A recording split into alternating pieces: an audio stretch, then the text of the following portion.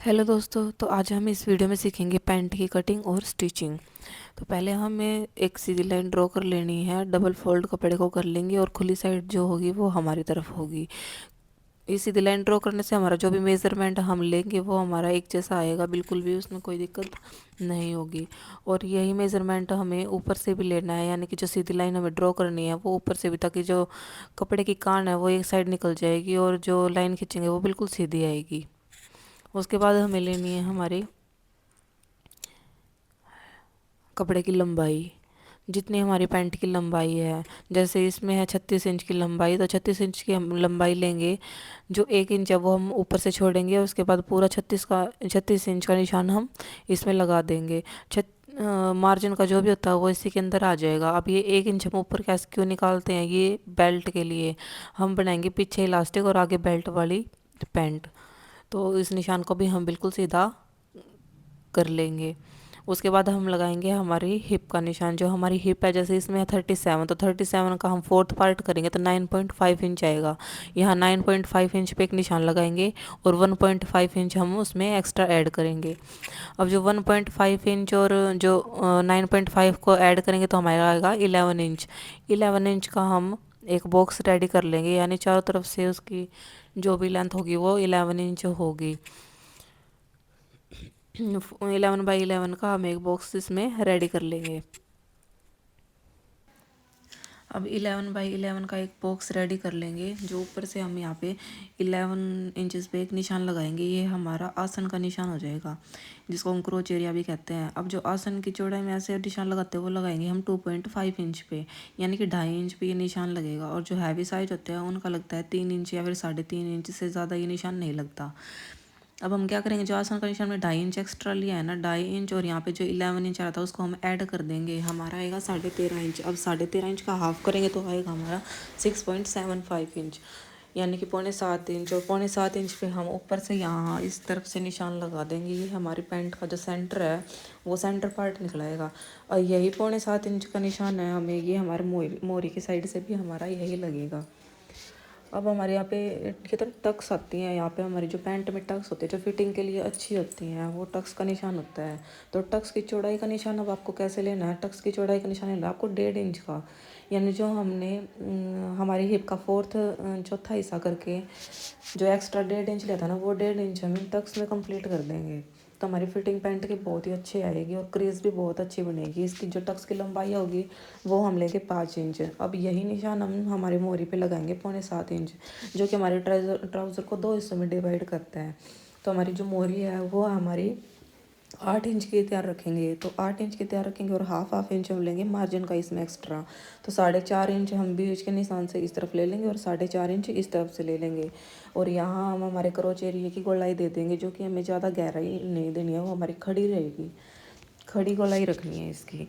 अब हम लेंगे शेपर पट्टी और शेपर पट्टी से इन दोनों निशानों को मिला देंगे तो पैंट की अच्छी शेप आ जाएगी। और इसी साइड से हम 11 इंच पे भी इसको मिला देंगे। अब जो मेरी शेपर पट्टी है वो शेपर पट्टी ज़्यादा कर्व में है, मतलब उसकी गहराई ज़्यादा है, गोलाई ज़्यादा है। तो मैं क्या करती हूँ, जो हमारा नीचे का पार्ट है ना उसको मैं मेन रख के इसकी जो शेप है पैंट की वो देती हूँ। अगर आपको ज़्यादा गहराई चाहिए तो ऊपर से भी आप निशान लगा सकते हैं। तो ये मेरी पैंट की एक बहुत अच्छी शेप आ गई है, जैसा कि आप देख सकते हैं। और थोड़ी सी गोलाई का निशान हम ऊपर की साइड भी लगा देंगे, ताकि हमारी जो पैंट फिर हम पहनेंगे ना तो हमारी साइड में वो ज़्यादा निकलेगी नहीं तो ऐसे खड़ी खड़ी लगने लग जाती है। तो आप इसको ऐसे कर देंगे और अब हम इसकी कटिंग कर लेंगे। ये तो बहुत ही ईजी, और फ्रंट पार्ट की कटिंग हमारी ऐसे हो जाएगी। तो अब हम करेंगे हमारे बैक पार्ट की कटिंग। बैक पार्ट की कटिंग के लिए कपड़े को हम वैसे ही डबल फोल्ड में बिछा लेंगे, और जो खुली हुई साइड होगी उसका मुंह होगा हमारी तरफ।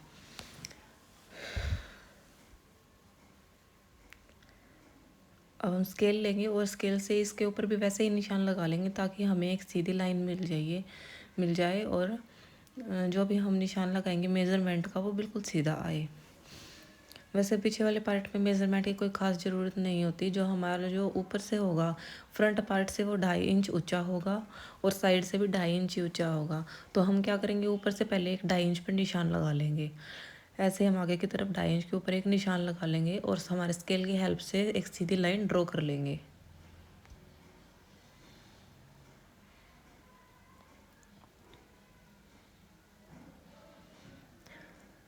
अब हमें हमारा फ्रंट पार्ट लेना है और फ्रंट पार्ट को हम इसके ऊपर रखेंगे।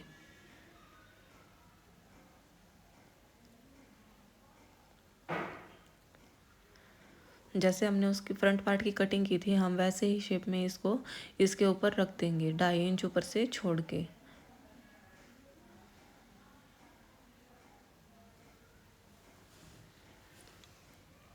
बिल्कुल ऐसे ही। अब हम इंची टेप लेंगे और 2.5 इंच इसके आगे से हम एक निशान लगा लेंगे,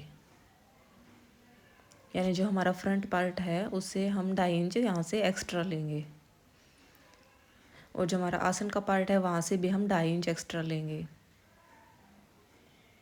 अब आसन से ऊपर की तरफ हम एक सीधी लाइन ड्रॉ कर लेंगे।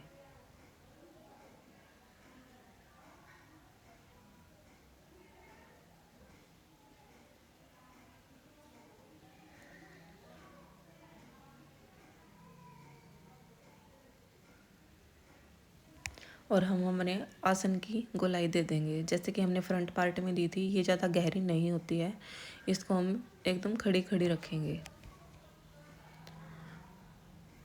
और नीचे से जो मोरी की साइड है वहाँ से हम सिर्फ 1 इंच एक्स्ट्रा लेंगे।